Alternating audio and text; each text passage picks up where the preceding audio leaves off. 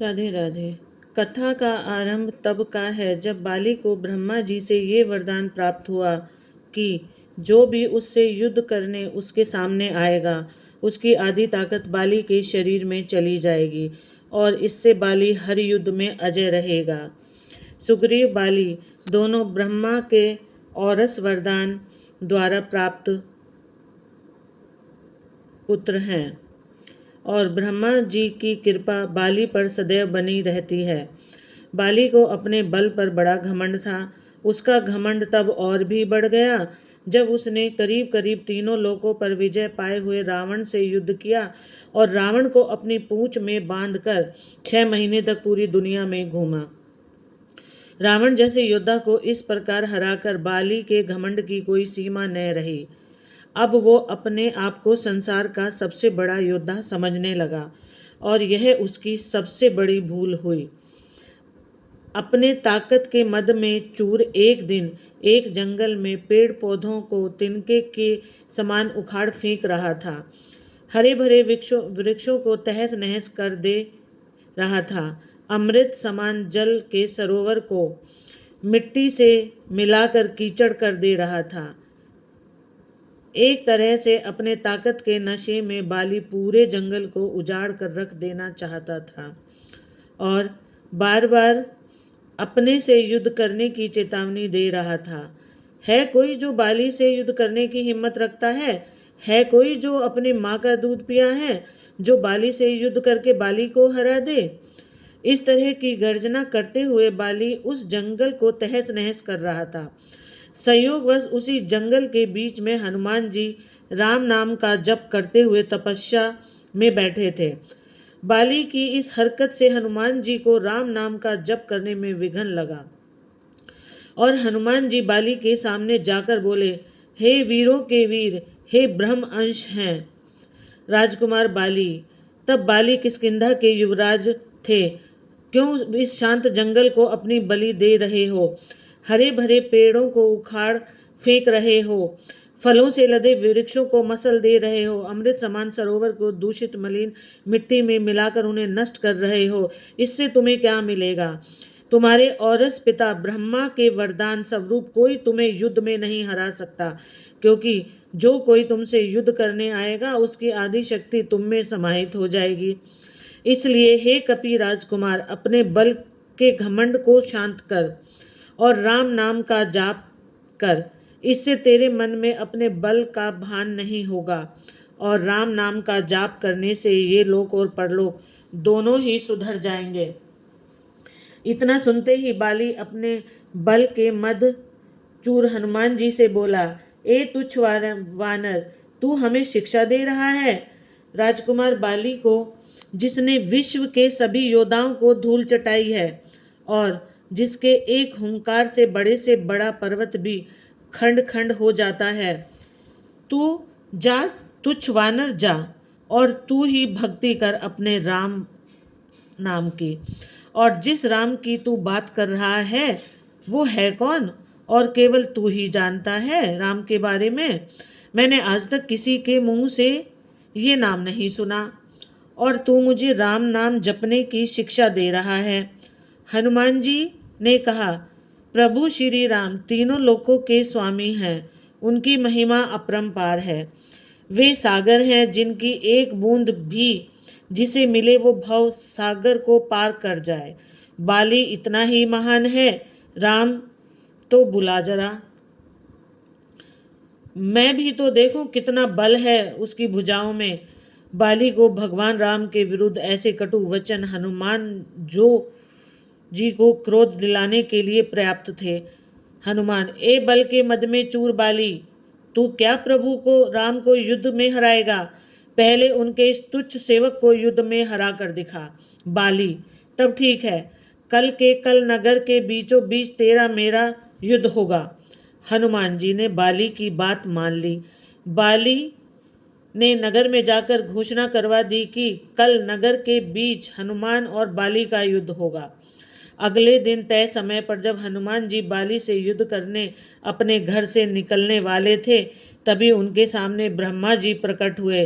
हनुमान जी ने ब्रह्मा जी को प्रणाम किया और बोले, हे जगत पिता, आज मुझे जैसे एक वानर के घर आपका पधारने का कारण अवश्य ही कुछ विशेष होगा।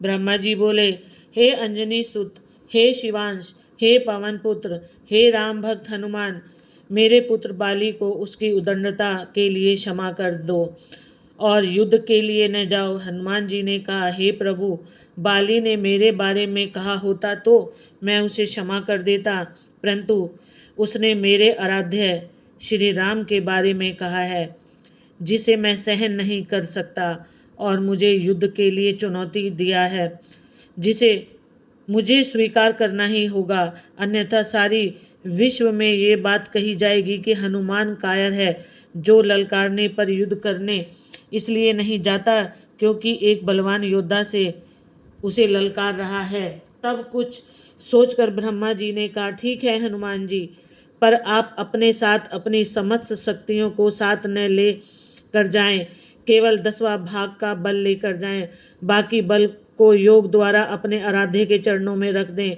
युद्ध से आने के उपरांत फिर से उन्हें ग्रहण कर लें।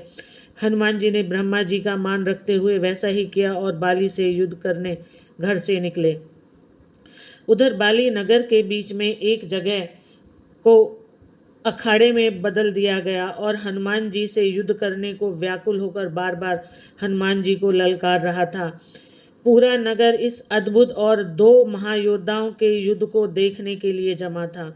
हनुमान जी जैसे ही युद्ध स्थल पर पहुंचे, बाली ने हनुमान को अखाड़े में आने के लिए ललकारा। ललकार सुनकर जैसे ही हनुमान जी ने एक पांव अखाड़े में रखा, उनकी आधी शक्ति बाली में चली गई। बाली में जैसे ही हनुमान जी की आधी शक्ति समाई, बाली के शरीर में बदलाव आने लगे। उसके शरीर में ताकत का सैलाब आ गया। बाली का शरीर बल के प्रभाव से फूलने लगा। उसके शरीर फटकर खून निकलने लगा। बाली को कुछ समझ नहीं आ रहा था। तभी ब्रह्मा जी बाली के पास प्रकट हुए और बाली को कहा, पुत्र, जितना जल्दी हो सके यहाँ से दूर, अति दूर चले जाओ। बाली को इस समय कुछ समझ नहीं आ रहा था। वो सिर्फ ब्रह्मा जी की बात को सुना और सरपट दौड़ लगा दिया। 100 मील से ज़्यादा दौड़ने के बाद बाली थककर गिर गया। कुछ देर बाद जब होश आया तो अपने सामने ब्रह्मा जी को देखकर बोला, ये सब क्या है? हनुमान से युद्ध करने से पहले मेरा शरीर का फटने की हद तक फूलना, फिर आपका वहाँ अचानक आना और यह कहना कि वहाँ से जितना दूर हो सके चले जाओ, मुझे कुछ समझ नहीं आया। ब्रह्मा जी बोले, पुत्र, जब तुम्हारे सामने हनुमान जी आए तो उनका आधा बल तुम में समा गया, तब तुम्हें कैसा लगा? बाली, मुझे ऐसा लगा जैसे मेरे शरीर में शक्ति की सागर लहरें ले रही हैं। ऐसे लगा जैसे इस समस्त संसार में मेरे तेज का सामना कोई नहीं कर सकता, पर साथ ही साथ ऐसा लग रहा था जैसे मेरा शरीर अभी फट पड़ेगा। ब्रह्मा जी बोले, हे बाली, मैंने हनुमान जी को उनके बल का केवल 10वां भाग ही लेकर तुमसे युद्ध करने को कहा, पर तुम तो उसके 10वें भाग के आधे बल को भी नहीं संभाल सके। सोचो, यदि हनुमान जी अपने समस्त बल के साथ तुमसे युद्ध करने आते तो उनके आधे बल से तुम उसी समय फट जाते जब वो तुमसे युद्ध करने को घर से निकलते। इतना सुनकर बाली पसीना पसीना हो गया और कुछ देर सोचकर बाली, प्रभु, यदि हनुमान जी के पास इतनी शक्तियां हैं तो वो इसका उपयोग कहाँ करेंगे? ब्रह्मा, हनुमान जी कभी भी अपने पूरे बल का प्रयोग नहीं कर पाएंगे, क्योंकि ये पूरी सृष्टि भी उनके बल के 10वें भाग को नहीं सह सकती। यह सुनकर बाली ने वहीं हनुमान जी को दंडवत प्रणाम किया और बोला, जो हनुमान जी जिनके पास अथाह बल होते हुए भी शांत और राम भजन गाते रहते हैं, और एक मैं जो उनके एक बाल के बराबर नहीं हूँ और उनकी ललकार रहा था, मुझे क्षमा करें। और आत्मग्लानि से भरकर बाली ने राम भगवान का तप किया और अपने मोक्ष का मार्ग उन्हीं से प्राप्त किया तो बोलो पवन पुत्र हनुमान की जय। जय श्री राम, जय श्री राम। कृपया यह कथा जन जन तक पहुँचाए और पुण्य के भागी बने। जय श्री राम।